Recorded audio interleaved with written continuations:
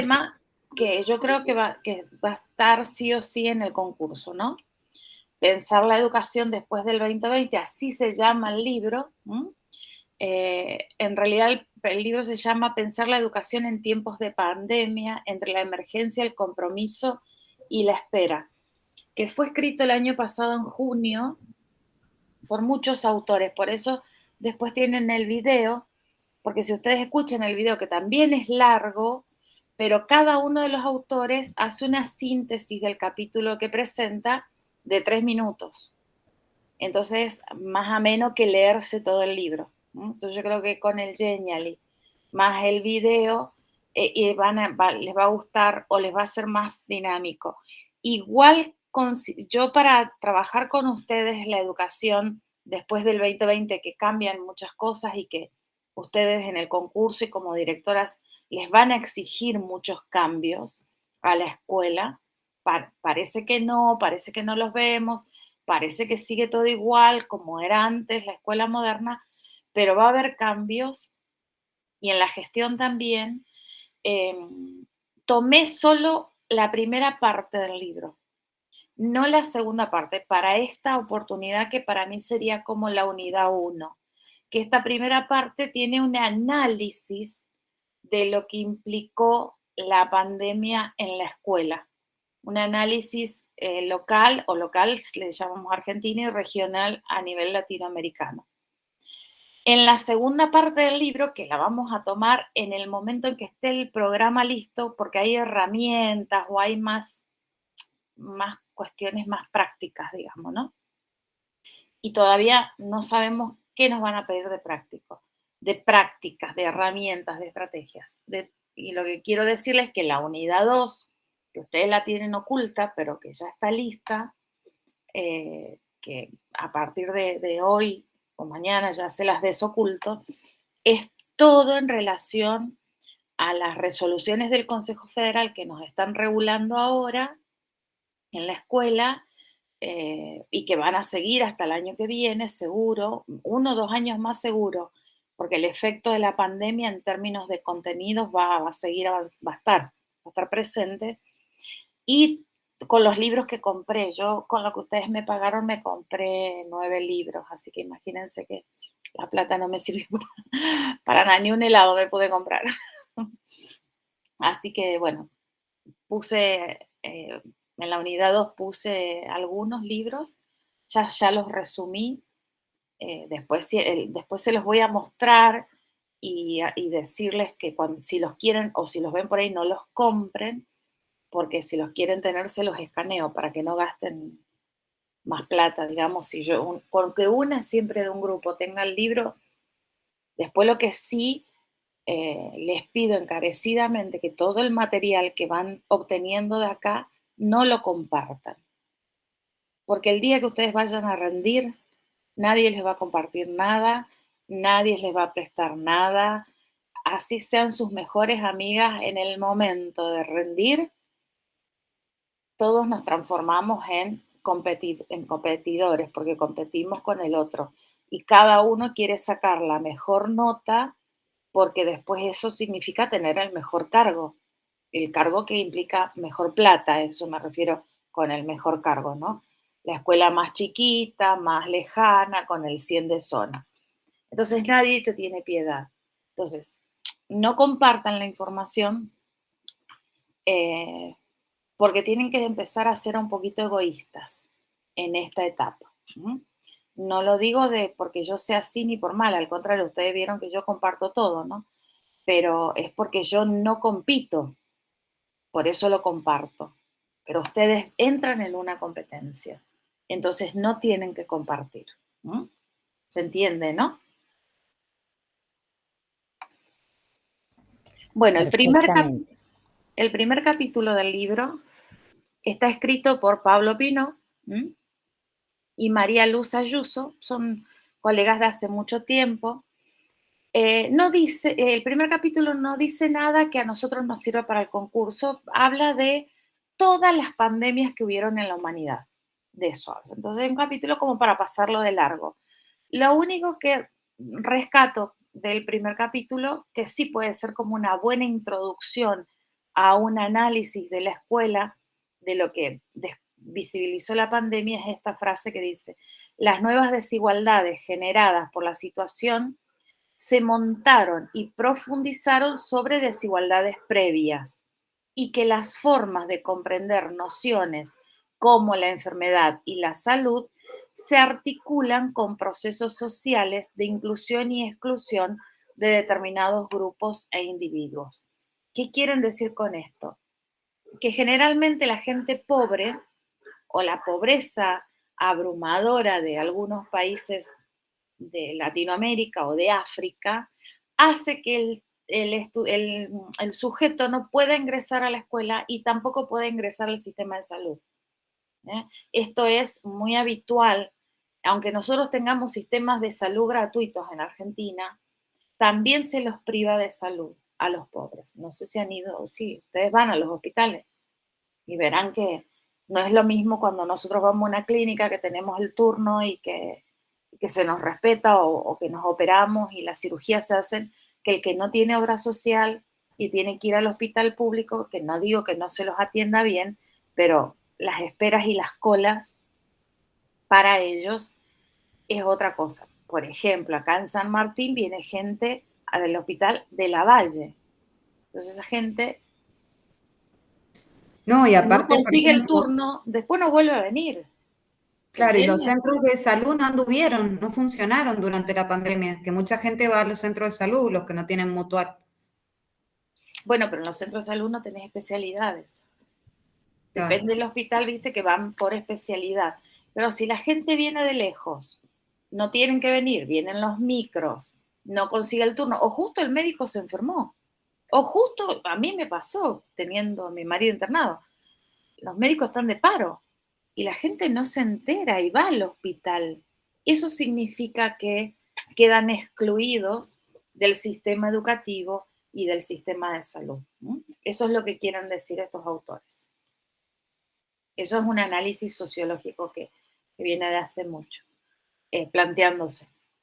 Bueno, y después viene un artículo o el capítulo, digamos, de Adriana Puigros, que sí está bien interesante porque ella en el momento que escribe este es en el momento que renuncia a ser viceministra, ¿se acuerdan? Que ella era viceministra de Trota. Así que, ay Gaby, ¿qué te pasa? Ay, me esperan un cachito que miro el celular. Sí. Ay, se Fue, tiene que desconectar, tiene un problema personal. Bueno, Gaby, queda grabado. Pobre. fue viceministra de Trota, pero renunció antes que lo echaran a Trota, ¿no es cierto? Mucho antes, el año pasado. Esto está escrito en junio del año pasado. Ajá. Ella había, tranqui, Gaby, tranqui, queda grabado, después lo escuchas. Anda tranquila. O deja abierto si querés el audio y escuchá como quieras, Gaby. Bueno, entonces ella escribe hace un análisis de lo que pasa en la educación en Latinoamérica, ¿no? Había sido viceministra, tenía más información, obviamente, ¿no? Dice, la educación latinoamericana recibió la pandemia debilitada y retrasada en la realización de cambios que requerían de manera inminente, a que se requerían, al mismo tiempo que se verificaba una voraz avance del mercado. Entonces, Adriana Puigros plantea fuertemente cómo el mercado empezó o sea, se hizo más evidente y ahora les voy a leer por qué. Está en la otra diapositiva. Acá les voy a leer lo que me gustó porque ella, fíjense cómo relaciona lo que nosotros ya veníamos hablando de la escuela moderna, de la escuela hegemonizada, hegemónica. Ella dice por el capitalismo financiero internacional, vieron que yo les conté que la escuela es escuela porque hay un capital atrás, que son las políticas estas de hinchón que están escritas con términos educativos, pero que atrás hay plata. Es decir, a los que mueven eso es el capital financiero internacional, lo dice así en estas palabras, ¿no? Sobre la base de las nuevas tecnologías ya había afectado, dice Adriana Puigros, seriamente a estas instituciones de la modernidad, como la familia, el trabajo y la educación. porque empieza, ya veníamos viviendo que el trabajo virtual y a destajo y la desescolarización avanzaban y amenazaban respectivamente. Si bien nosotros acá, por decir en Mendoza o en Argentina, no veíamos que el trabajo virtual nos quitara laburo a nosotros, seguimos siendo docentes y dando clases, sí en otras ramas del laburo hay gente que empezó a quedarse sin trabajo por el avance de las nuevas tecnologías, concretamente en las fábricas. Cuando las fábricas se robotizan, el empleado humano queda sin trabajo. Después dice, a causa de las medidas sanitarias indispensables contra la pandemia, o sea, vieron la ASPO y DISPO, ¿no? Al cierre de escuelas hace referencia. Aquellas instituciones se vieron superpuestas y confundidas. ¿Cuáles? Familia, escuela y trabajo. El análisis acá es que nos quedamos en la casa, tuvimos que hacernos cargo de ser familia, de trabajar en la casa y además de educar o acompañar la educación de nuestros hijos. Entonces, los roles se superpusieron, ¿no? Y esto generó muchas consecuencias. Por eso yo digo, creo que los cambios que se les van a exigir a ustedes como directoras van a ser en base a este conflicto que desató la pandemia, ¿no? O a estas carencias que dejó la pandemia en niveles cognitivos o en niveles de lenguaje. Fue necesario cerrar las escuelas, entonces la enseñanza formal y el trabajo se trasladaron a los hogares. Al mismo tiempo, la crisis económica mundial por la pandemia en ciernes se profundizó, alcanzando uno de los niveles más altos de la historia del capitalismo. Y cuando hay crisis económica a nivel mundial, ustedes saben que afecta también nuestro bolsillo. A eso se refiere la autora, ¿no? Todos los autores que estudian estas cosas dicen, cuando la crisis es de los países más avanzados, agárrate porque vos que sos de país emergente la sufrís más, ¿no? Cuando cae la bolsa en Japón, no, a nosotros nos afecta el bolsillo, no sabemos por qué, pero tiene su incidencia. Bueno, y acá hace un diagnóstico del estado del sistema escolar. En muchos países, dice, el sistema escolar que debió de tener su trabajo llevaba casi cumplido estos mandatos fundadores, ¿no? El de la gradualidad, el de la masividad, el de la inclusión, esos mandatos de la escuela moderna. Ya en muchos países aquí en Latinoamérica estábamos cumpliendo, sobre todo en la primera infancia y ya avanzábamos en la adolescencia, con la inclusión de todos los chicos en la escuela. Cuando se declaró la pandemia, dice, ya estaba instalada otra vez la confrontación entre el mundo del trabajo virtual y el mundo del trabajo escolar nuestro presencial, asociado a la enseñanza por parte del maestro con el aprendizaje de los alumnos. La educación virtual de mayor impacto comercial se sustenta en la palabra de un potente comunicador y restringe la intervención de los educandos a formatos prescritos.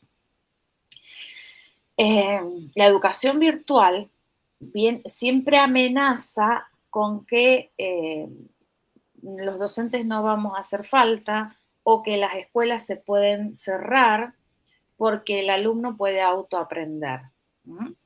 Esto es lo que ella está planteando, esa amenaza de la virtualidad, cosa que obviamente tanto Adriana Puigros como todo el mundo y nosotros también, los gremios, nosotros mismos sabemos y que no va a pasar eso, ¿no? Que no hay forma de reemplazar por una máquina el contacto humano que se necesita, el vínculo que se necesita para enseñar y aprender. Y lo que yo marqué en negrita es lo que me parece más importante. Con la interrupción de las clases presenciales, las ventas del mercado de educación virtual subieron exponencialmente entre los sectores menos afectados por la crisis. En tanto, millones de niños y niñas, adolescentes y adultos, educándose, quedaron con las manos vacías. ¿Por qué lo resalto? porque Netflix se llenó de guita, Spotify se llenó de guita, los que tienen las concesiones de las fibras ópticas se llenaron de guita, Google se llenó de guita, las redes sociales se llenaron de guita, los que venden las plataformas Moodle a los estados provinciales o las plataformas, no sé cómo se llama, la del Infod, por ejemplo, que también tiene otro nombre, pero también tiene un dueño, se llenaron de plata. Hubo un grupo de gente que se llenó de plata y el enojo de Adriana Poirós es porque hubieron gente como nosotros que pudimos acceder y pagarlo al servicio, pero millones, son 32 millones, 32 mil millones de chicos en Latinoamérica que quedaron sin escuela y sin conexión. Es mucho. Es casi el país nuestro entero. Es mucho. Quedaron sin conexión. Y el enojo de ellas es el mismo enojo de una charla que yo di el año pasado también sobre este tema, ¿no? Que no pusieron un mango para las escuelas o para hacerles llegar un celular, aunque sea que les sale un vuelto a estos grupos de niños o niñas o adolescentes que no tuvieron posibilidad de conectarse con su maestro o su maestra. Entonces... Y ahí se marca la brecha. Claro, pero es que como que hay que seguir planteándolo, ¿no? No hay que naturalizarlo. No hay que naturalizar que ahora todos tenemos internet, que ahora todos tenemos Netflix, que ahora todos tenemos red. No hay que naturalizar, porque si naturalizamos, nos olvidamos que hay atrás gente que está llenándose los bolsillos de plata y que al lado nuestro hay mucha gente que no tiene ese acceso. Entonces, cuando somos directores de escuela, esto lo tenemos que tener bien claro. ¿No? Porque como directores o gestionamos y nos vamos y le golpeamos la puerta como se hacía antes de la pandemia, a YPF, a la Fundación YPF, a la Fundación Arcor, a la Fundación de Bungibor, a la que sea, porque ellos tienen que derivar dinero a los sistemas educativos por obligación de la FIP, porque hay una cláusula donde ellos se les descuenta determinados impuestos o no rinden cuenta de determinada plata en impuestos que tienen que pagar a cambio de que la donen a salud o a educación. Entonces, esto es lo que quiero decirles cuando yo planteo este tema. No hay que naturalizar esto. Hay que golpear las puertas, porque esta gente no va a venir a decirnos, señorita directora, usted necesita un servidor en su escuela o un cableado. No, hay que ir a hacerlo. Hay que saber que que son entidades físicas y que podemos llegar a ellas. Y aquí, claves para comprender la educación actual. La pandemia, bueno, ha puesto en evidencia esto que lo hemos escuchado todo el tiempo nosotros, ¿no? Que el 50% de los potenciales alumnos, o sea, el 50% de nuestros estudiantes quedó fuera del sistema y en junio del año pasado, entre junio y septiembre, era la preocupación de todo el sistema educativo es que si iban a volver. Yo que estoy trabajando en un postítulo, bueno, Gabriela es mi alumna en ese postítulo y son todas docentes en ese postítulo, todas docentes y de docentes de escuelas marginadas, vulnerables y rurales.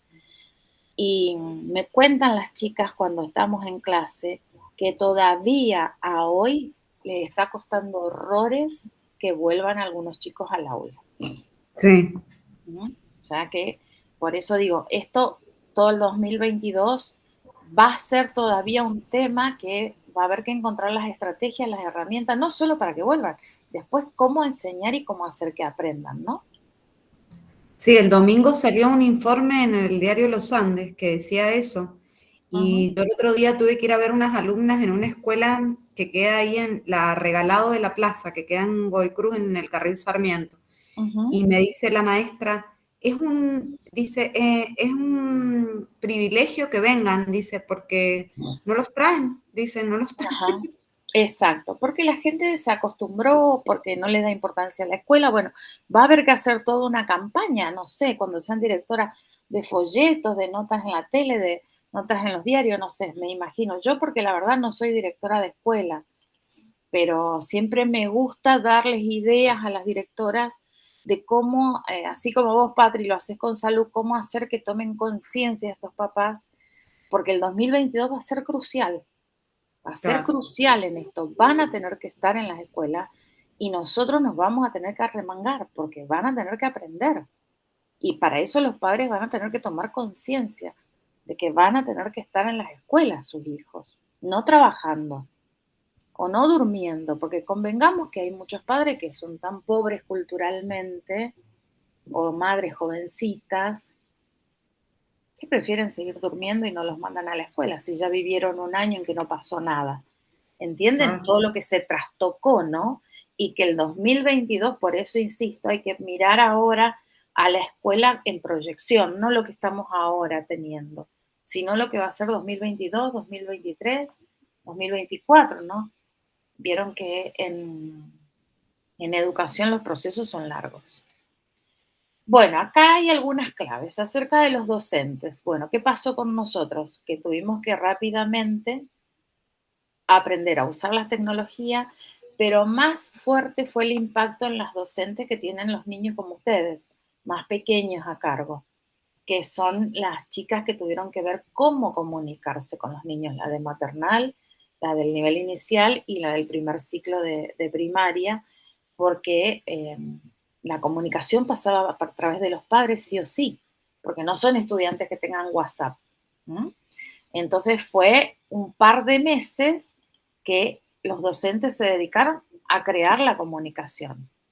Acerca de los núcleos duros del sistema escolar son el tiempo, el espacio y el agrupamiento. A eso se le llama núcleos duros. Tiempo graduado o Me tiempo cada suena 40 eso. minutos. Espacio, aula de 4 paredes, escritorio y pupitres, y agrupamientos, primer grado, segundo grado, sala de 4, sala de 5, por edad cronológica, quiere decir. Dice acá sobre esto, el piso se En había... agrupamiento, Ale, entra también si iba la burbuja A, B o no se le llama eso No, el núcleo agrupamiento. duro. Núcleo duro es lo que no se movía en la escuela hasta que vino la pandemia. Ujú. Es lo que no, núcleo duro es lo que no se movió nunca. Ahora sí se trastocó todo. Bien. ¿No? El piso ahí dice se había movido y no se podía retomar el mismo criterio de agrupamiento, ¿ves? Ni la planificación de actividades del año anterior o como la habíamos pensado en febrero, ni el orden de los contenidos, ni la manera de administrar la escuela. La sensación compartida era que nada volvería a ser como antes y se abrió la oportunidad de realizar cambios en estos núcleos duros del sistema escolar. El peligro es que no volvamos a lo anterior, ya que practicamos nuevos agrupamientos, que también le llamábamos burbuja, ya que vimos que los contenidos se podían modificar y hacer interdisciplinares, ya que vimos que los programas los pudimos achicar y generar aprendizajes más potentes, ya que vimos que teníamos otro tipo de espacios para poder dar clases, entonces no corramos el riesgo, sobre todo ustedes que van a ser directoras nuevas, de volver a la escuela moderna. Si ya vivimos esta etapa en el 2021 y nos dio resultado, o sea, no quiere decir que los chicos están 100% en sus aprendizajes, pero tampoco quiere decir que no se puede hacer esos movimientos de tiempo, espacio y agrupamiento. Que a eso es lo que va esta clase, ¿no? Problema del presupuesto, la nueva organización de los espacios y los tiempos y los criterios de igualdad de derechos. Son como subtítulos que ella pone en el capítulo, ¿no? Dice, está el problema de las disposiciones de agrupamientos de los alumnos necesarias para evitar los contagios, ¿no? Esto que acá le llamamos burbuja, entre las cuales había que disminuir el tamaño de los grupos. Partiendo del hecho de que no hay presupuesto para construir más escuelas y más aulas, las alternativas no son muchas, ¿no? Dice, y oscilan entre agregar en carácter de aulas anexas espacios de otras instituciones sociales o diversas formas de alternancia a la escuela, ¿no? Un grupo, una semana va al grupo A, otra semana va al grupo B. Esto que estuvimos haciendo, que cada 15 días va un grupo a la escuela, o sea, el grupo de pertenencia tiene clases cada 15 días. No hay más opciones en Argentina. Y la combinación de las actividades presenciales y virtuales es lo que se está haciendo. Fíjense que ella lo plantea el año pasado y es lo que efectivamente terminamos haciendo en las escuelas. Cualquiera de esas posibilidades tiene un dispositivo de selección que potencialmente puede multiplicar las desigualdades. La nueva organización de los espacios y los tiempos deberá contemplar criterios de igualdad de derechos, en particular de las niñas, niños y adolescentes que no tienen conectividad, de los discapacitados y de los grupos aborígenes y de la población rural. Ahí está el problema para Adriana Puigros. Como no tenemos presupuesto para construir más aulas ni más escuelas y estamos dividiendo a los chicos quincenalmente, porque ese fue el criterio de agrupamiento que se tomó en Argentina, o por burbujas, el riesgo es que multipliquemos las desigualdades.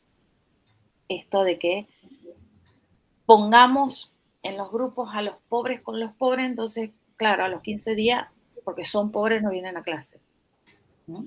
Esto es lo que ella está planteando, que hay que tener mucha, esto es para las directoras nuevas, ¿no? Cuando vayamos a pensar nuevos agrupamientos, que se prioricen determinados criterios que no generen más desigualdades, es decir, no pongamos a los discapacitados con los discapacitados, a los aborígenes, a los bolivianos con los bolivianos y a los criollos con los criollos, por darles ejemplo.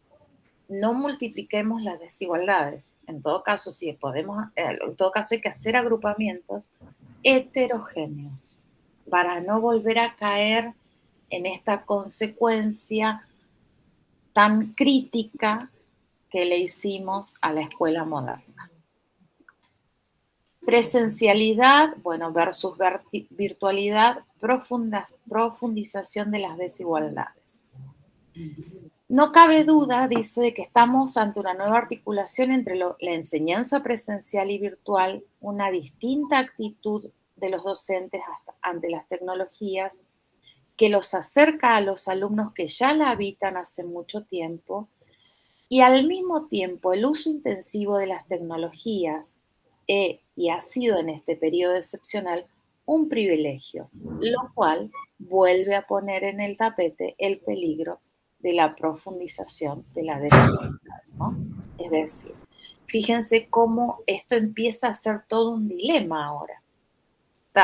Hemos aprendido, hemos podido combinar, sabemos que se puede combinar lo presencial y lo virtual, sabemos que podemos hacer nuevos agrupamientos, sabemos que se puede enseñar de las dos maneras, pero bueno, y el que no tiene el dispositivo, ese es el problema, y el que no tiene la conectividad, por eso, a ojos de un director, esto tiene que estar muy bien estudiado, o sea, tiene que hacer un muy buen diagnóstico de su escuela para ver con qué criterios va a hacer los agrupamientos.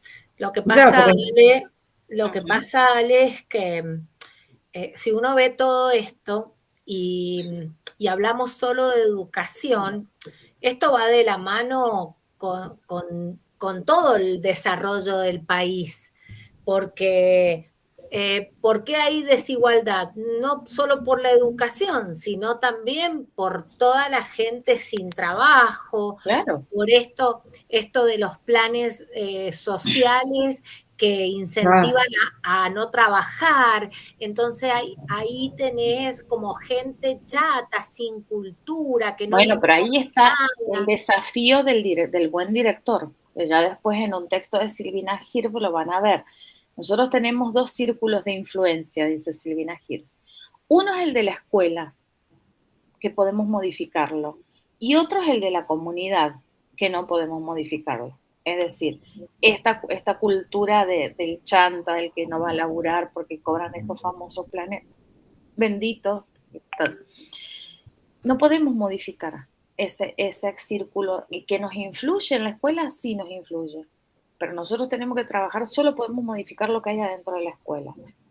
Claro, lo que Entonces, pasa es que muchas veces ahora en la escuela, viendo todos estos factores que influyen, por ejemplo, en un niño, la escuela ya no es solo la que imparte el conocimiento, tenemos que atender un montón de otras cosas que trae el niño y que uno lo está viendo. A mí me ha llamado la atención, Ale, esto de ir a observar las alumnas y yo voy tomando registro, qué salita es, cuántos niños tiene, cómo es la asistencia.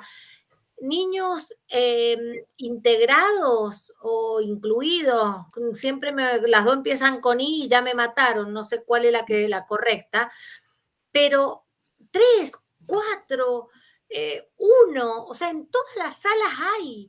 Y está la maestra que paga la familia o la obra social correteando. Hoy vine de uno y el niño estuvo corriendo en el patio todo el tiempo.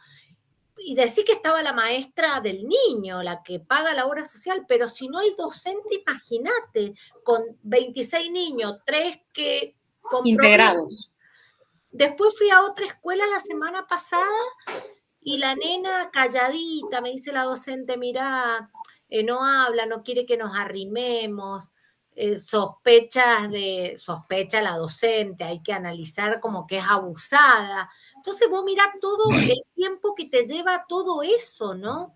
La madre Exacto. analfabeta, el padre un señor mayor, la madre Sí. una sometida que viven con planes sociales y la seño le dijo, mirá, ¿por qué no va tu marido a trabajar? Tiene 60 años.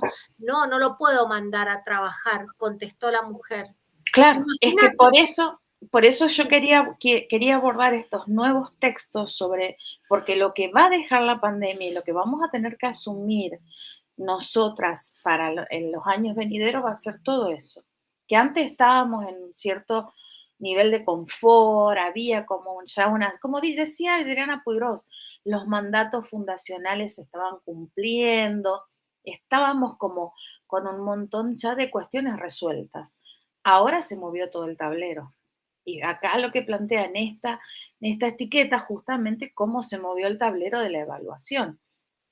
Porque ¿qué nos va a pasar? Vieron que los chicos pudieron pasar de año, que, que esto fue una decisión del Consejo Federal. Bueno, esos chicos o sea, el nivel primario le va a criticar al inicial, el secundario al primario, el superior al secundario. Esto ahora por años vamos a tener que remar también con este tema. ¿Mm?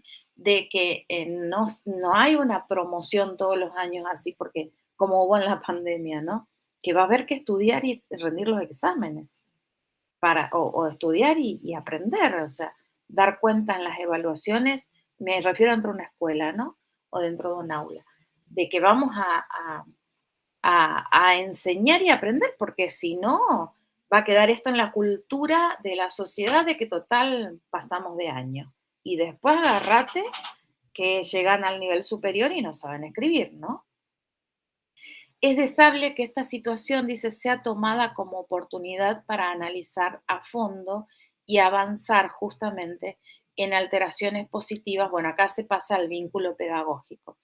Es deseable, yo hablé de la evaluación, pero también ella, perdón, acá habla del vínculo pedagógico. Ya después vamos a profundizar en el vínculo pedagógico con uno de los libros que compré, que es de Ruth Hart, que está más interesante. Porque esto también es un tema a trabajar en lo que viene. Sobre las percepciones de de los educandos y educadores sobre la historia y su biografía ha sido interferida, es decir, la pandemia nos atacó a todo, ¿no? Cuando regresen lo harán con saberes, creencias y expectativas que en gran medida desconocemos. Además vivirán en un escenario presencial y otro virtual alternativamente, lo dijo el año pasado y efectivamente lo que está sucediendo. Y es cierto que los chicos, y acá vuelven a defender, y Mariana Maggio, que después la vamos a estudiar también en ese libro que le había pasado la fotito en el WhatsApp, ponen mucho énfasis en que los chicos saben mucho de lo virtual, saben más que nosotros, ¿no? Que tienen, si tienen conexión, saben más. Y que la escuela se había mantenido al margen de esa realidad virtual y ahora la vamos a tener que adoptar como cotidianeidad escolar. Porque si no, vamos a seguir diciendo la escuela del siglo XX y los chicos del siglo XXI. A mí me pasa con mi hijo, que la otra vez estaba haciendo también un curso de secretaria escolar y me habían dado Excel, y yo el Excel lo manejo muy poquito, y mi hijo lo maneja bastante. Entonces le digo, ¿me enseñas? Mamá, agarrá el Google, googlealo y te va a enseñar un tutorial. Entonces yo decía, Dios mío, o sea, si vos sabés encontrar, el tema es eso, saber encontrar el tutorial que te explica, y así aprendí a manejar Genial y aprendí a manejar todas estas herramientas digitales, pero porque mi hijo me decía, no mamá, mira, vos buscas un tutorial y él mismo lo está haciendo. Bueno, esta es una cuestión que les digo que aparece en todos los libros que compré, que nos vamos a tener que hacer cargo de incluir las nuevas tecnologías en las aulas.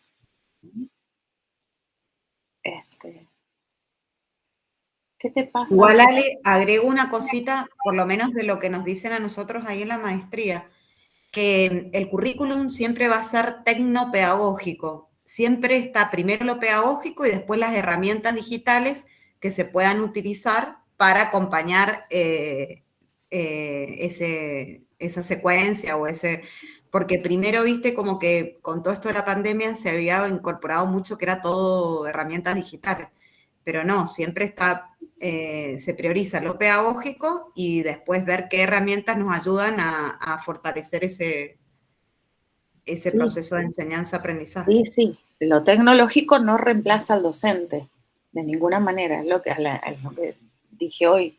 Lo que pasa, Patricia, que vamos a tener que incorporar las herramientas digitales como estrategias, como apoyo para dar los contenidos, los saberes. Sí. El tema es ese, lo que vos decís, de que en las instituciones por ahí no hay ni internet bueno, entonces cuesta todo. Pero hay muchas cosas que se pueden proyectar y trabajar igual sin conexión. Sí, sí, totalmente. Es totalmente. Hay un montón de herramientas digitales. Yo también las aprendí a usar ahora, ¿no? Pero el problema es que los chicos ya las saben usar. Sí. ¿No? Que no hace falta estar conectados para usarlas. Y estaban en las compus, en los carritos digitales que recibieron todas las escuelas antes de la pandemia. Hay un montón de herramientas. Sí, está hasta la pizarra digital que no la usa nadie en las escuelas. Y tenés, por ejemplo, también muchas cosas de juegos y que no los utilizan porque no saben cómo hacerlos. Y hoy en día, si no les das eso, imagínate, ellos ven por día computadora, YouTube, y vos le llevas una lámina, se matan. ¿Entendés? Claro. Todos los portadores textuales que ellos ven por día, si no, no hay... Volvemos a lo mismo que hablábamos también depende mucho del docente, porque si hay docentes que son muy cerrados a estas nuevas tecnologías y demás, también cuesta. Entonces, también hay que ver el docente, la actitud del docente, me parece a mí. Claro, lo que pone en valor a Diana Puigros es que la verdad que todos tuvimos que ayornarnos. Sí. A usar la herramienta digital.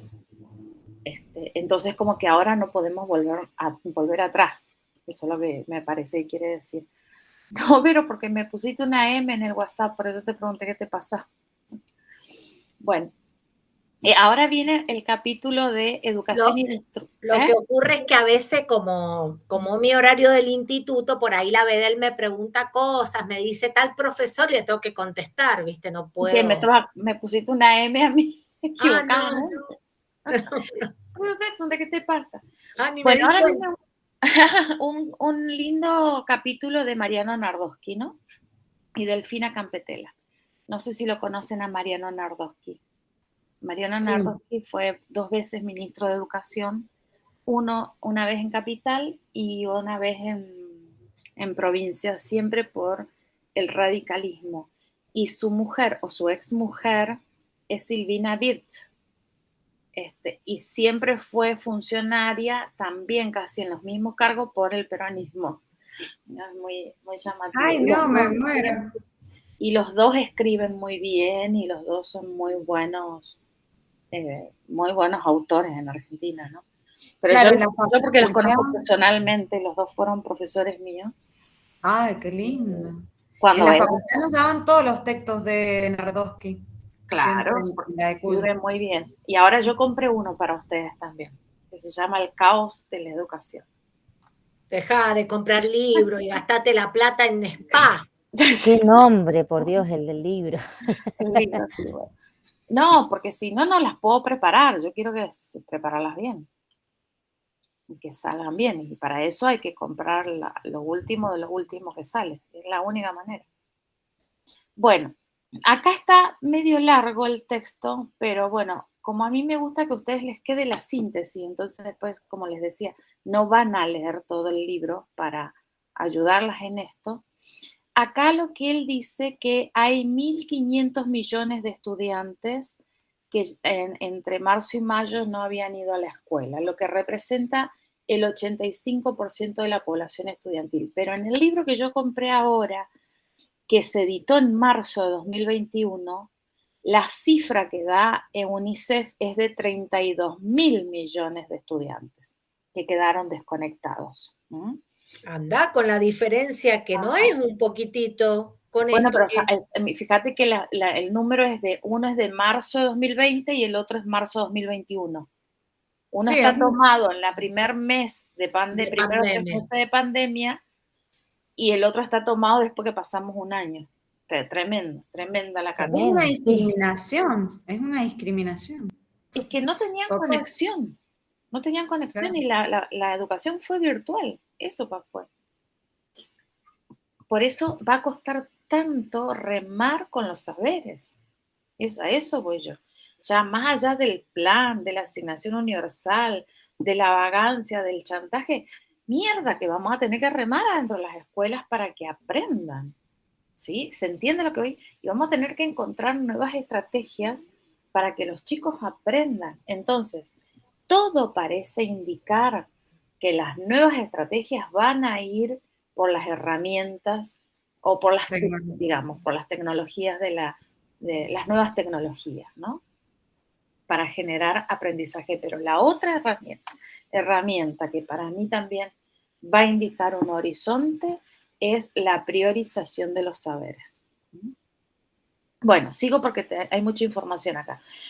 Al mismo tiempo, bueno, ahí Nardowski también hace referencia a la brecha digital, tanto que se habló, vieron el año pasado y este año, que esta pandemia dejó al descubierto la brecha digital. Bueno, obvio, entre los que tienen y no tienen acceso a Internet. En todo el mundo, 3 de 4 niños pequeños son sometidos a una disciplina violenta. Ese es otro dato que a Mariano Nardowski le preocupa, la violencia, y que la pandemia lo agudizó porque los chicos se quedaron en la casa. Entonces fueron más violentados. El otro dato que a Nardowski le preocupa, la desnutrición de los niños. Y en muchos países el comedor escolar era un motivo para ir a la escuela. Entonces, esa va a ser otra pandemia que vamos a recibir. Chicos con desnutrición que van a entrar en la escuela en 2022 y que han sufrido el hambre, ¿no?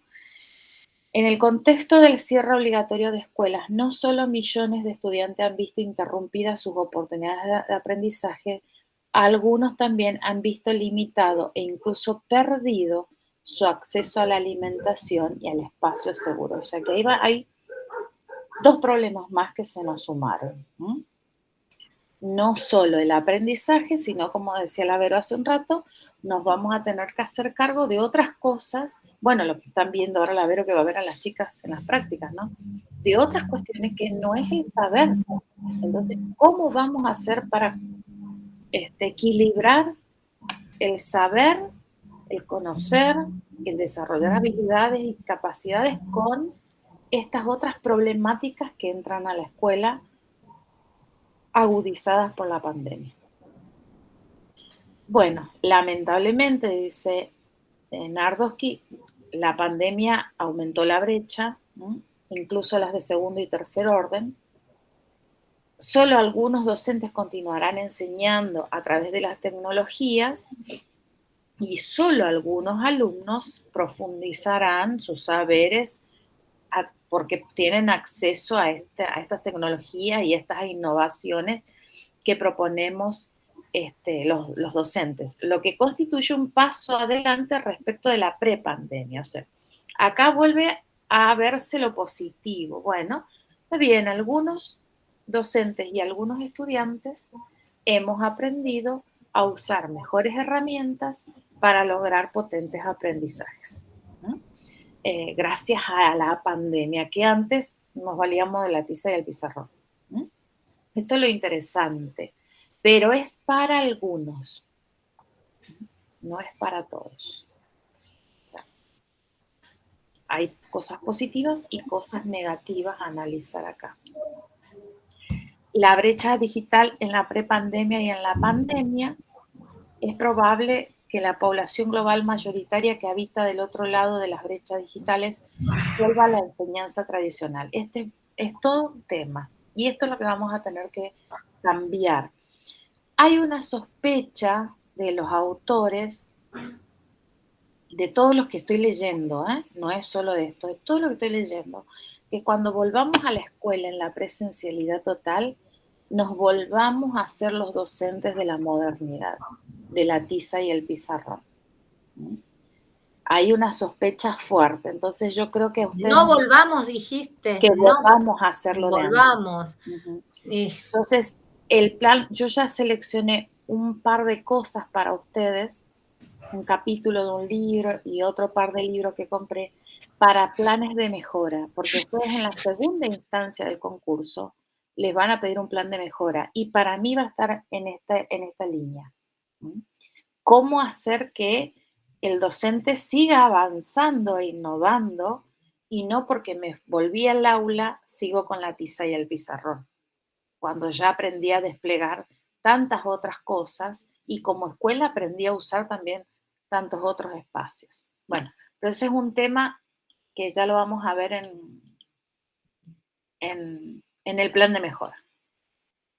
En la pospandemia, o sea, ahora la educación, ahora no, vamos a ver el año que viene, la educación de estos sectores, los pobres, ¿no? Está hablando de los pobres, será igual que antes de la crisis, antes de la pandemia, aunque con pronósticos peores, porque la política redistributiva y la justicia educativa se mantienen como hasta ahora. Es decir, para los sectores pobres no hay distribución correcta de la política y de la justicia. Lo que vimos antes que dijo Pablo Pinó, los pobres están excluidos de la salud y de la educación. La crisis del coronavirus muestra que para amplios sectores de la población mundial todavía no hay tecnologías posibles para superar la desigualdad. Ya vamos a ver también en la unidad 2 el texto de Mariana Maggio, que ella lo plantea al tema del acceso a lo digital como ya una cuestión de derecho, ya no una cuestión solo de una transición que tuvimos que hacerla ahora, ¿no? Para impedir las desigualdades que se profundicen con esta gente, ya no se trata de innovar, sino de reforzar la vieja tecnología escolar.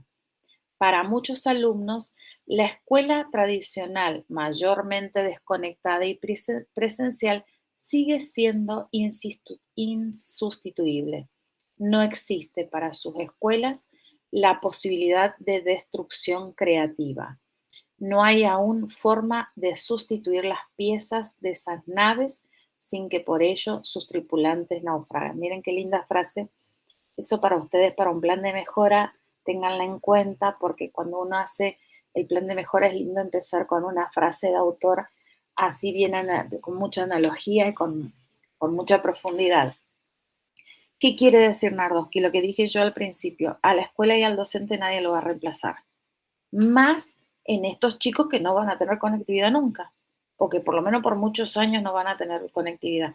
Entonces, acceso a una computadora o a un carrito digital lo van a tener en la escuela. O sea, la escuela es insustituible. Escenario. Claro, y en el texto ese de Mariana Maggio que yo leí, también tuve que leer uno de ella en la maestría, dice que el docente siempre va a mediar. Es como que a través de las TIC y como que se necesita ese acompañamiento, por más que sea sincrónico y que él se meta cuando asincrónico y se meta cuando quiera, claro, tiene que tener una mediación. Pero comparada, ¿no sabes qué lindo? Un texto que compara una clase con una serie de Games of Thrones y te dice cómo hacer una clase que los chicos la vivencien, que se vuelvan locos, que sea algo que los impacte, está muy bueno ese. Después Pero que pasa que es una de las mejores especialistas que tenemos en el país en nuevas tecnologías. Ella hace muchos años dirige la maestría esa, Patricia en la UBA. Ah, claro. Es especialista en eso. Sí, una genia. Hay un video por YouTube, ya se lo voy a mostrar, cómo muestra la clase con la serie, cómo hace. Bueno. Dale. Aparte, puede haber la tecnología para mí llegó para quedarse y es una herramienta bien utilizada que es buenísima. Te acorta los tiempos, te salva de un montón de cosas, o sea, está bien, pero la parte afectiva, los vínculos, el contacto, los lazos que uno va creando con el niño, con la familia, eso la tecnología no lo tiene. Por eso la escuela va a seguir existiendo, pero se necesita de este cambio del docente y de poder y de la gestión de las escuelas. Trabajar con la tecnología que nos hemos dado cuenta que nos ha salvado, nos ha acompañado durante todo este tiempo, pero el docente es irreemplazable. Bueno, él le llama escenario híbrido, esto también para que vayan incorporando terminologías desde distintos autores que significan lo mismo. Para algunos se llama modalidad combinada, para otros se llama bimodalidad, para otros se llama presencialidad y virtualidad y para otros se llama híbrido. Híbrido es este escenario en el que estamos ahora, por decir, trabajando, ¿no? Mitad presencial y mitad virtual. Y Nardowski venía planteando que esto se tenía que hacer antes de la pandemia. Él lo venía diciendo, igual que Mariana Maggio. Mariana Maggio también lo planteaba. Bueno, acá él dice que tuvo que venir la pandemia para que se hiciera en el nivel inicial y en el nivel primario, ¿no? En el escenario post-pandémico puede estar dándole la razón al surgimiento de un híbrido educacional completamente disruptivo con la escuela moderna. Eso quiero decir, ¿no? Tengo un ejemplo.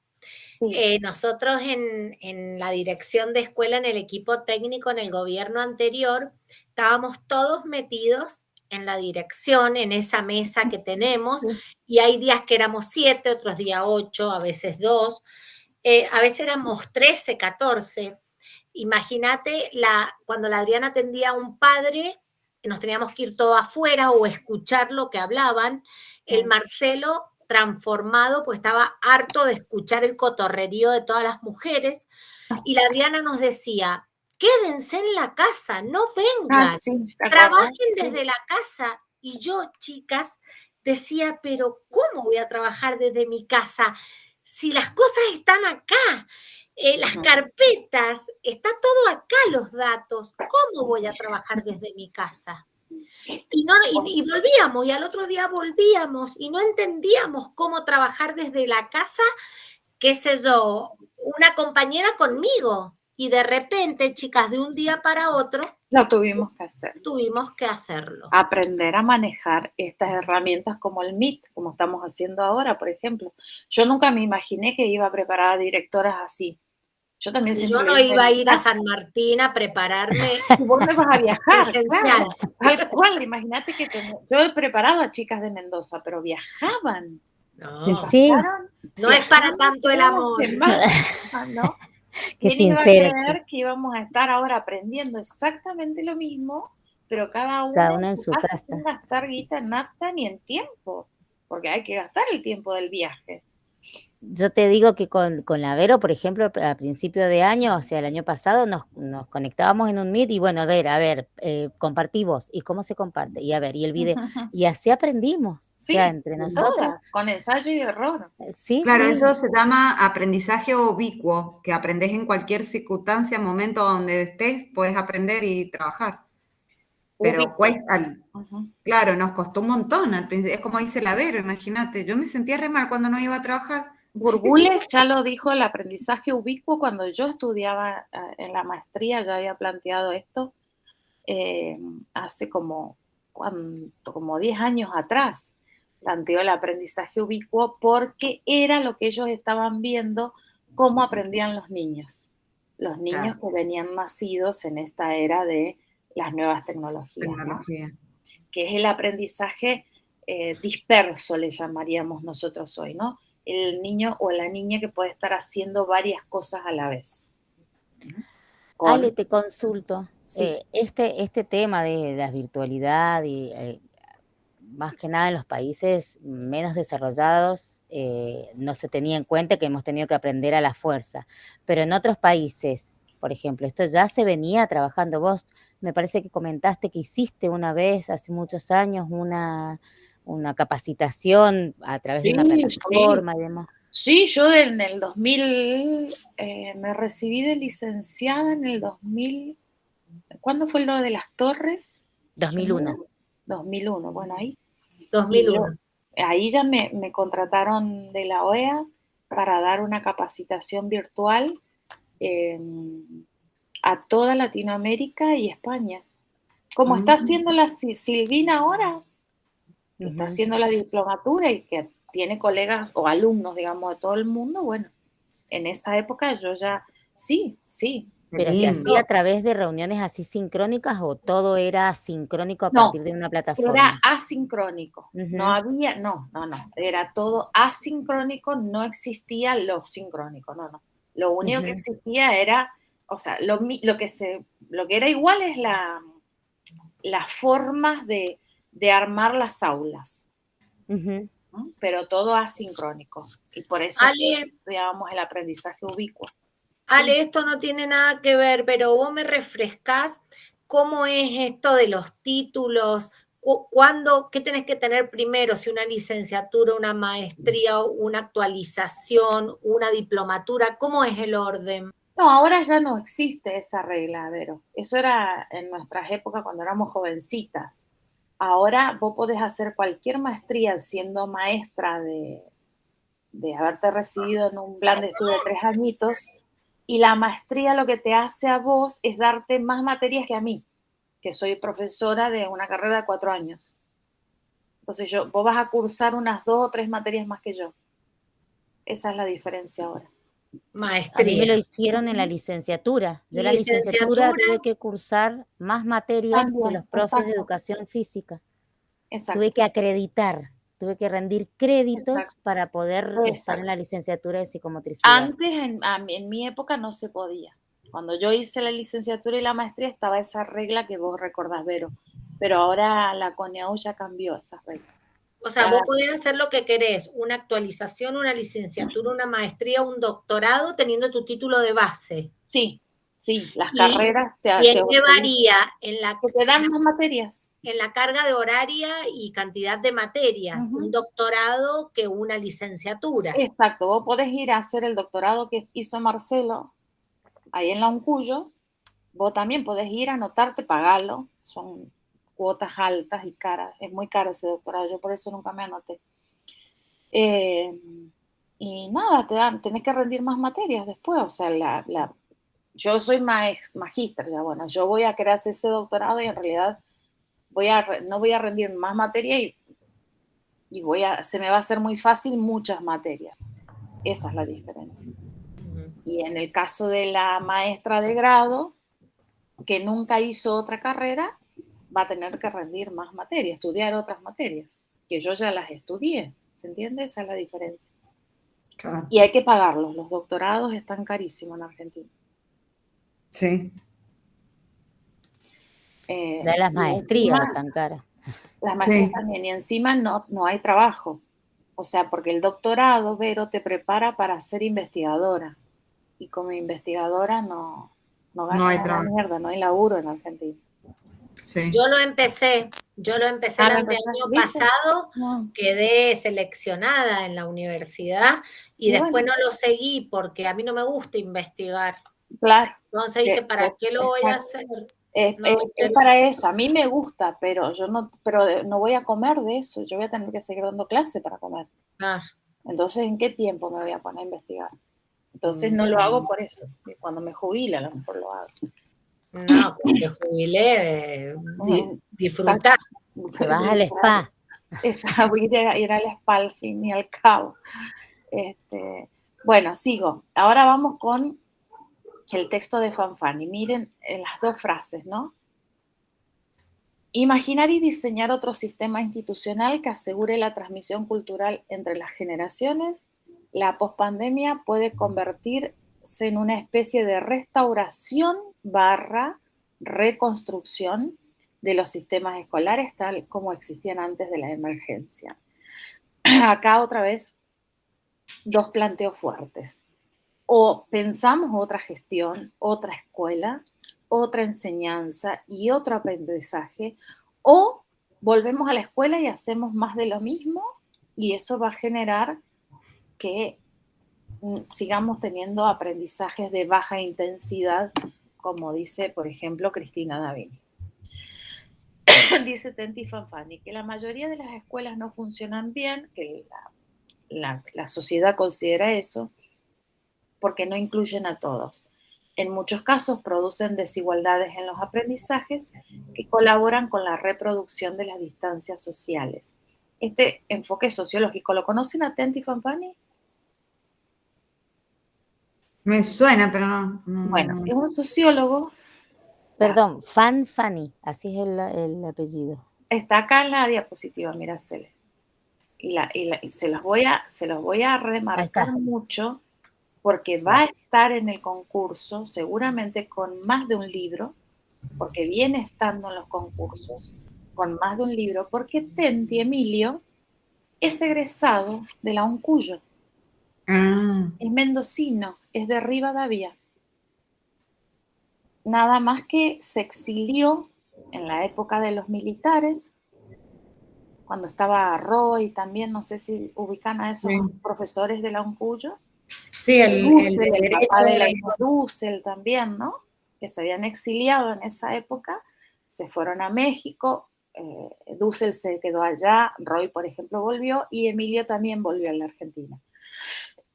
Y escribe sobre sociología. ¿Qué quiere decir reproducir las diferencias sociales desde el enfoque sociológico? Quiere decir que las escuelas y los docentes adentro de las aulas, en lugar de garantizar igualdad de aprendizajes para todos, lo que hacemos es darles menos aprendizaje a los que menos tienen y más aprendizaje a los que más tienen. Porque consideramos que el origen social, por ser boliviano que no se comunica mucho, o por ser paraguayo que no habla muy bien nuestro idioma y habla mejor el guaraní, o etcétera, etcétera, etcétera, o es chino porque vienen de esas comunidades chinas pobres y no se pueden comunicar con nosotros, le damos menos aprendizajes. Entonces lo que hacemos es reproducir la diferencia social de origen, dicen los sociólogos. En lugar de hacer equitativa la cosa, hacemos que los pobres sigan siendo más pobres y los ricos más ricos. No en plata, sino en capital cultural. ¿Se entiende el enfoque?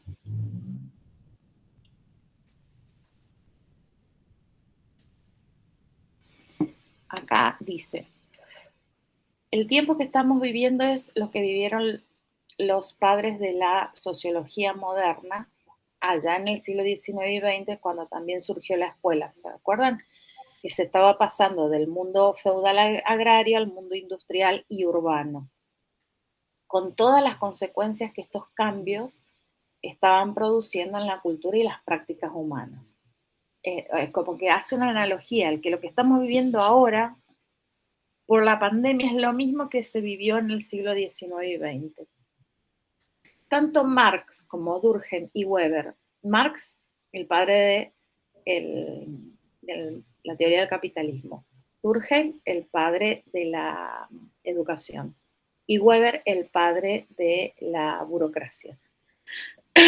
Padres fundadores de la sociología moderna, se concentraron en el estudio de las lógicas de estos cambios y al mismo tiempo en identificar estrategias de solución a los problemas radicalmente nuevos que se presentaban en las sociedades europeas.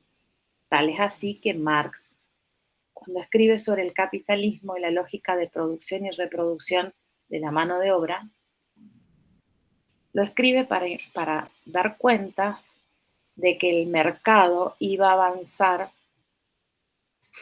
vorazmente, iba a segregar las capas sociales. Durkheim es el que escribe de que la escuela va a tener que hacerse cargo de igualar esas capas sociales. Y Weber es el que escribe que la escuela va a tener que entrar a organizarse bajo una administración y una burocracia y una organización que le permita ser ese sistema de varias ruedas que se combinan unas con otras, ¿no?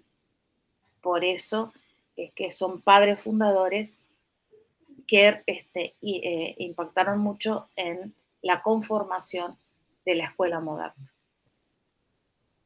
Este es un tema hermoso, ¿no? Pero no me voy a poner a profundizarles porque si les tengo que contar la teoría de cada uno se van a aburrir. Dice Tentin, la escuela como materialidad y la escuela como subjetividad. La escuela como materialidad es la que se interrumpió, la que fue alterada, que es el edificio. El edificio con sus espacios, sus tiempos, sus agrupamientos, sus normativas, ¿no? Lo que decía la Vero, los papeles estaban ahí, no me podía ir a mi casa. La materialidad se interrumpió, pero la subjetividad, dice Tentin, no. Porque la idea de escuela, la idea de educación, la concepción de escolarización sigue estando en las representaciones de la sociedad como un sistema de valores que nos atraviesa a todos como sociedad y por lo tanto consideramos que la escuela, por más que no esté físicamente, que esté cerrada, la seguimos pensando como escuela. Bueno, la disolución de lo material, esto que ya vimos que se alteró, dice él, va a tener que dar lugar a otro tipo de prácticas. Acá él dice prácticas colaborativas, codocencia, el proyecto a nivel de las instituciones escolares, etc. Bueno, están dando ideas de lo que tenemos que empezar a cambiar. Y la idea como institución existe en el edificio, en los reglamentos, bueno, en la materialidad, pero la que está más fuerte es la idea de la subjetividad, de la conciencia, de los maestros, directores, alumnos y sus familias, porque existen expectativas, inclinaciones, como modos de hacer que también influyen en las prácticas y en los modos de hacer. Entonces, lo que se ha relativizado o volatilizado es lo material, pero lo que sigue vivo es la subjetividad, los que seguimos creyendo que la escuela es escuela y es importante y la valoramos como tal. Pero Tentin nos advierte, hay que repensarla, porque si no vamos a volver a la reproducción. Él vieron que usó la categoría reconstrucción o restauración. Bueno, quiere decir que no tenemos que reconstruir, volver y reconstruir la escuela que teníamos. Tenemos que volver y restaurar. Perdón, no tenemos que restaurar la escuela que teníamos, sino que tenemos que volver y reconstruirla. Por lo tanto, de no mediar un cambio en las visiones, en las percepciones, volverá como resultado de una reconstrucción y restauración de los equilibrios perdidos durante la emergencia. Él, como el autor que vimos recién, y como vamos a seguir leyendo, están temiendo que los maestros vuelvan a las escuelas y vuelvan a hacer lo mismo que antes. Y con esto nos van a insistir mucho en este concurso, en que tenemos que pensar otro modelo de escuela. La nueva cuestión escolar no se resuelve mediante una renovación de los medios, por ejemplo, de las TIC. Fíjense, él dice, no vamos a innovar porque incorporemos las TIC, cosa que yo antes dije que sí porque me apoyaba en los otros autores. Sino, dice, mediante una discusión colectiva y sistemática acerca del sentido y los fines de la escolarización masiva. Y esto de la discusión colectiva acerca del sentido de la escuela también lo plantea Delia Cervoni en un libro que vamos a estudiar en la unidad 2. Eso es lo que se nos viene, la discusión del sentido y los fines de la escuela. Ya después vamos a repasar cuáles son los fines y los objetivos y el sentido de la escuela. Y bueno, y acá Tenti termina diciendo que va a contribuir él de las ciencias sociales a pensar esta otra escuela. Y pone estas categorías. Saturación, bueno, esto, no sé si, no se los voy a leer, pero creo que lo van a entender rápido. Es que los docentes obviamente tenemos que mediar la cantidad de información que vamos a transmitir o que el niño, niña o adolescente va a incorporar. Justamente ahí está la mediación pedagógica, porque estamos en un mundo saturado de información. Por lo tanto, tenemos que aprender nosotros a organizar también esa información. Esto es lo que yo hice con esta propuesta que les estoy brindando a ustedes. Cuando yo tengo mucha información, que tengo un libro de 400 páginas, ¿cómo selecciono cuál es lo importante o lo útil para ustedes y qué dejo de lado? Esa habilidad intelectual la tienen que tener todos los docentes a partir de ahora, porque nos metimos en el mundo de la información y ese mundo está saturado. Sobre el conocimiento. Bueno, acá habla de que, bueno, se lo voy a leer, contrarrestar la dominación cultural mediante el conocimiento y reconocimiento de que todas las culturas son igualmente dignas, pero no poderosas. Contra el populismo que iguala las denominadas culturas populares o la cultura científico-tecnológica compleja y el culturopopulismo que pretende imponer la cultura desconociendo el valor. Bueno, todo un análisis sociológico. ¿Qué quiere decir? Que el capital cultural de las distintas culturas que nosotros recibimos en la escuela es importante, sea de uno o de otro. Es lo que nosotros en el nivel inicial le llamamos respetar la diversidad cultural. Pero esa como que es una gran declaración. ¿Qué es eso? Eso es que cada cultura tiene su capital cultural. Es decir, yo voy a tener estudiantes con acceso a libros y estudiantes sin acceso a libros. Estudiantes que le leyeron cuentos y estudiantes que nunca le leyeron cuentos.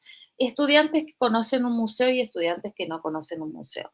Estudiantes que conocen la ciudad de Mendoza y estudiantes que no conocen la ciudad de Mendoza.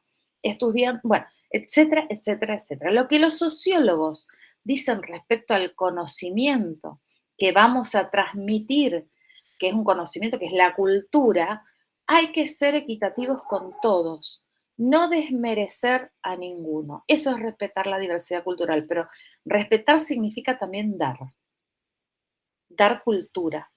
No importa si tienen o no tienen en términos de más o de menos. A la cultura hay que compartirla.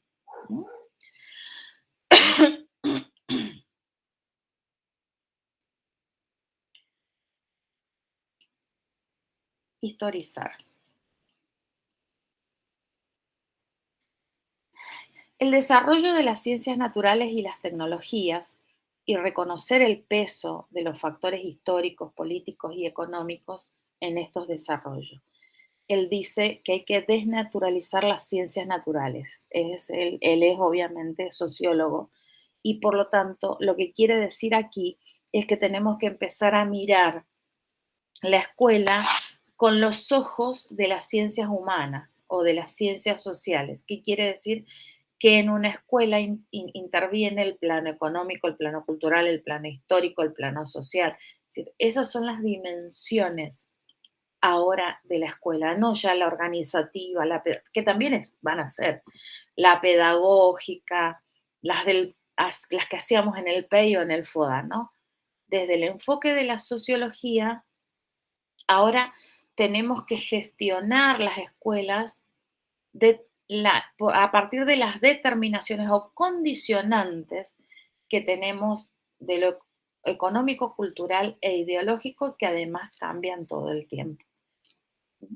Las ciencias sociales sirven para inculcar una valoración crítica de las verdades científicas y que estas últimas no pueden determinar las políticas públicas, ya que en democracia, además de la evidencia based policies, políticas basadas en la evidencia, existe la necesidad de la discusión argumentada y del acuerdo entre intereses. O sea, lo que él está planteando es que dejemos el formato de escuela organizada como si fuera una ciencia natural con un método único y empecemos a historizar. Sandra Nicastro también lo plantea.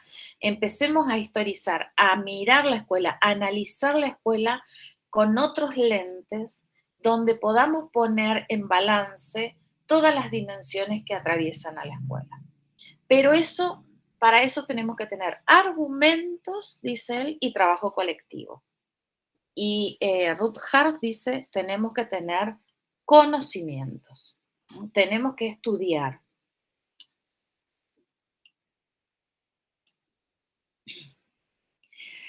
Lo relacional como defensa contra lo esencial. Reconocimiento de que los fenómenos no son cosas cuyo conocimiento se expresa en una definición verdadera, sino que su sentido está en las relaciones históricamente cambiantes que las cosas mantienen entre sí.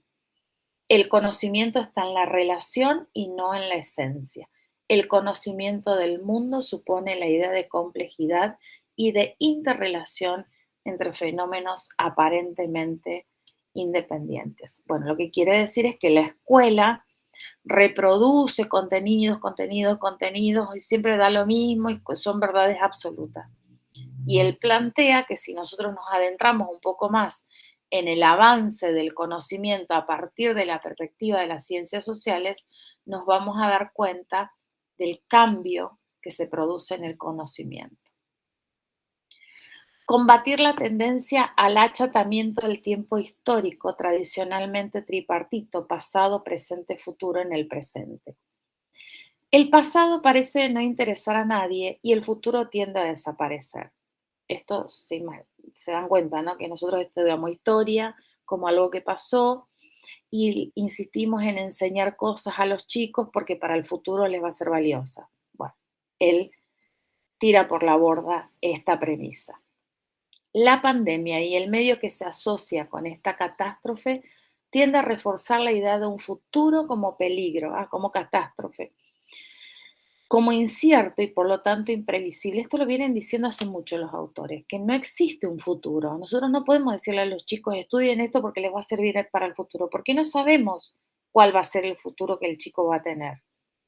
Este cambio de época supone un desafío mayúsculo para quienes se proponen educar a las nuevas generaciones, las cuales tienden a concentrarse en el presente y a no encontrar justificación para realizar el esfuerzo de estudiar y prepararse para un futuro totalmente incierto.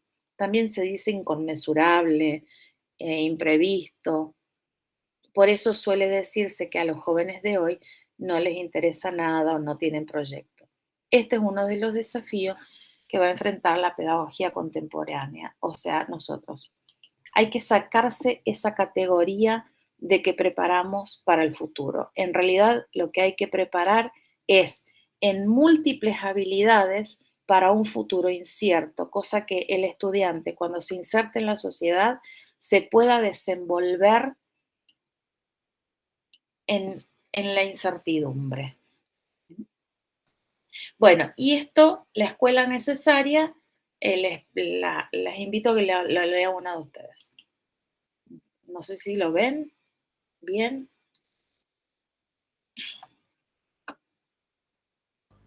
Empiezo yo si querés. Dale. La escuela necesaria. No es fácil definir qué se requiere para la construcción de una escuela orientada a una sociedad más justa, rica y libre. No se trata solo de aquella que produce aprendizajes igualitarios, esos que pueden medirse con cierta facilidad mediante pruebas y evaluaciones. Una escuela es justa también cuando respeta los derechos de los niños y los adolescentes, valora las diferencias, desarrolla la solidaridad, cuando no mira al mundo social como regido por un orden natural que se desarrolla conforme a las leyes inmutables, sino como resultado de una dialéctica de relaciones de fuerza entre actores colectivos que tienen diferentes intereses, proyectos y visiones del mundo. Y, sobre todo, es la que enseña que la verdad es objeto de lucha, que las ideas no se imponen solo por sus cualidades intrínsecas, su coherencia lógica, por ejemplo, sino también por la fuerza que tienen sus portadores. Una escuela es justa cuando enseña que existe una lucha por definir ciertas desigualdades como justas y que por lo tanto toma distancia de la meritocracia, inteligencia y esfuerzo, como dispositivo de legitimación de desigualdades. Bueno, no sé si requiere explicación, pero bueno, para mí es un texto que lo copié tal cual de ahí de Tenti porque sería un texto para parafrasear y para definir justamente ese sentido de la escuela que hace un rato él decía que en la discusión colectiva vamos a tener que definir cuál es el sentido y cuáles son los fines de esta escuela que se viene. Y él le llama la escuela necesaria. Entonces, la tarea para cuando quieran y puedan sería que escriban la escuela necesaria como título, pero sí, hasta la Gaby de justicia educativa, pero que escriban parafraseando a Tenti, que utilicen el término justo, el término, fíjense que él se va de los contenidos, va a que hay que transmitir, enseñar las diferencias, la solidaridad,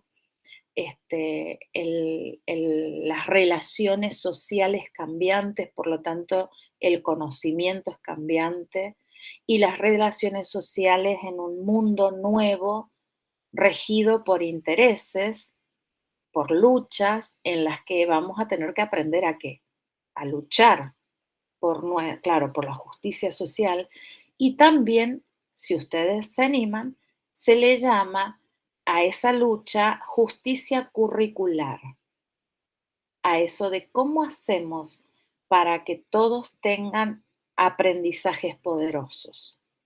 ¿Qué se hace con el currículum?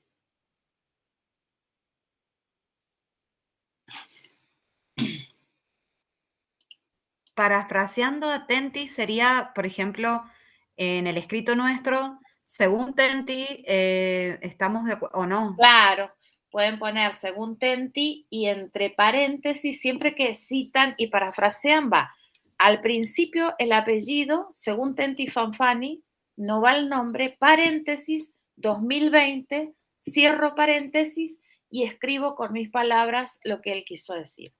Eso es Bien. parafrasear. Bueno, esta era la clase tan bonita que yo estaba esperando, tan ansiosa compartirla con ustedes porque me encantó.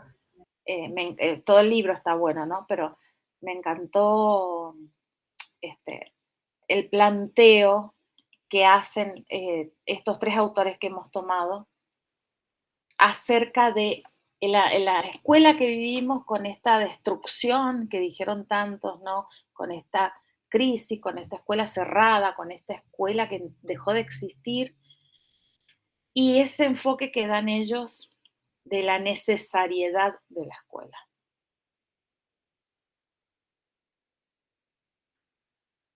Y ahora viene el resumen de todo el trabajo que hicimos hasta acá. Yo no sé si ustedes lo vieron, al resumen. Si no, ahora lo vamos a trabajar porque viene la tarea. Terminamos la unidad 1 y viene la tarea. Se ríe la Vera como diciendo, yo no voy a hacer ninguna tarea a esta altura del año. Cuando yo preparo, yo siempre hago al finalizar de cada unidad, hago hacer el escrito de la unidad. Ustedes ya tienen una carilla escrita, cada una de ustedes. Por lo tanto, ahora, para que la unidad quede completa, yo les pido que por lo menos escriban 2 más. Con el resumen deberían poder escribirla sin problemas. Lo único que le va a faltar a este resumen son los conectores. Y se pueden reordenar las frases o los temas. No hace falta seguir el orden en algunos temas. Algunos sí hay que seguir el orden en otras categorías, digamos. Por ejemplo, las nubecitas que se ven alrededor de este mapa conceptual son categorías que se pueden utilizar en cualquier orden, a los efectos de la escritura, donde nosotros nos convenga exponerlas. Pero la idea de todo, por eso les pido, por favor, no compartan el material. Primero, porque para las dos partes, para ustedes y para mí, esto es mucho laburo. Y segundo, porque a ustedes les está quedando ya armada una unidad que después lo único que hacen es estudiar sus carillas, sus propias carillas, y pueden rendir el examen con mayor tranquilidad que otras profes que cuando se preparan en estos cursos que dan algunos que preparan largos, tediosos, van leyendo, en esas preparaciones los hacen leer textos, discutir sobre el texto, se les va el tiempo, ¿no? Y en realidad yo acá hago un esfuerzo muy grande y ustedes también para que en poco tiempo aprendamos mucho, aprendamos bien, lo podamos escribir y podamos decir, yo lo sé hacer, yo puedo hacerlo y yo voy a escribirlo y rendirlo, porque después no es lo mismo estudiar 20 libros que estudiar mi resumen de 5 carillas. Pero esto no todos lo hacen, por eso les pido encarecidamente que no compartan los materiales. Bueno. Sí, más que nada por respeto a tu trabajo también. Así que tranquila. Y el respeto a la plata a ustedes. Aparte ni en pedo lo comparto, que paguen si quieren todo esto. Eso es lo que yo... Claro, exacto, que paguen si quieren esta información. Entonces serían 2 escritos. No, uno. ¿Por qué? Uno nada más. El resumen de la unidad 1 y lo de Tenti no, de parafraseando y todo eso no. Pero ese era como un ejercicio que les pido aleatorio, no es obligatorio. Pero resumen sí es obligatorio. Sí. Ale, yo hice un ensayo, pero no sé, no tuve mucho, he estado mucho con lo del postítulo, sí. Pero te lo mandé, no sé, tendría que... creo que lo mandé. Gaby, capaz que en el aula. Como alumno. Claro, lo mandé, ya estaba redormida ya, pero lo mandé, ¿viste? Porque digo yo, voy a ver si puedo terminarlo. y bueno, se me complicó un poco, ¿viste? Pero bueno, lo mandé. Bueno, ahí me fijo si está en el aula para que yo te lo pueda mirar. La verdad que como yo no... Ah, sí, lo tengo, Gaby. Como no Igual, habíamos visto todavía este tema, no me puse a mirar si habían mandado. igual yo lo voy a mirar porque no tuve, o sea, te lo mandé como para que lo vieras, Dale, pero sí, obvio que lo voy a miro. seguir estudiando. Bueno, entonces en el resumen tienen la idea de escuela moderna, siguen esta flecha, punto 1, las características de la escuela moderna, cierran. Vamos al punto 2. En Argentina, ¿cómo es esta escuela? Las categorías más importantes, homogeneización, construcción del ciudadano. Acá las tienen desarrolladas a esas categorías de la escuela normal, le vamos a llamar en Argentina. El punto 3 es ya entramos en lo que es la política educativa a nivel nacional e internacional y local, cómo la política educativa va a influir en esta escuela normal o moderna. Acá tienen, yo lo que les puse son que tengan en cuenta las metas de Inchón. Acá puse algunas, pero ustedes, la idea es que extraigan las categorías, no copiar las metas en el resumen, porque no se van a acordar después para estudiar. Después entramos en las reformas, porque tenemos que hablar un poco, ¿no?, de la reforma de la ley federal, la ley nacional, porque estas dos leyes en la unidad 1 van a estar, ¿no?, que plantean cada una de estas leyes. Acá tienen no, acá está la diapositiva. Acá está la diapositiva donde están los principales marcos legales. Eso no hace falta que los estudien a todo esto porque no se van a acordar así con esos números, pero sí, por favor, lean los aspectos principales de la LEN que están acá. Sobre todo porque ahí tienen en la LEN lo que es calidad, derecho, igualdad, ciudadanía, democracia, calidad, entre otros conceptos muy importantes que hay que escribir en la unidad 1, la inclusión como derecho humano, la educación como derecho humano y bien público. Acá los conceptos en la ley federal son uno de tantos, centralidad y descentralidad. Y después la educación en pandemia, desigualdad, conectividad, bimodalidad como categorías a tener en cuenta. Ahí puse el resumen, pues fíjense que yo puse el de Adriana Puigros, ustedes pueden usar otro. Y claves para comprender la educación actual, que también puse lo de Adriana Puigros, a propósito, para que ustedes vayan a Tenti y a Nardowski y puedan ampliar este mapa conceptual con esos autores.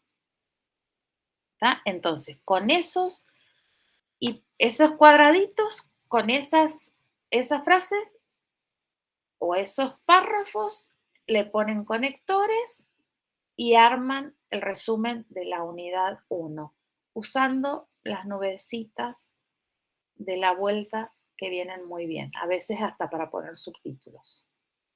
¿Estamos de acuerdo? Podemos comenzar con Sí. el primer escrito que hicimos, por ahí Es la continuidad de esa primera hoja. Yo hice 3 Ajá. carillas. Perfecto, Gaby. Bueno, ya más tarde lo miro entonces. Pero ¿sabes qué, Ale? Si Yo querés no agregué lo de la ley federal porque como dijimos que no le íbamos a tocar, pero sí es importante, pero lo tendría que es un colocar. hito en la historia de la educación Claro, argentina, por lo la menos tengo que colocar. mencionarla.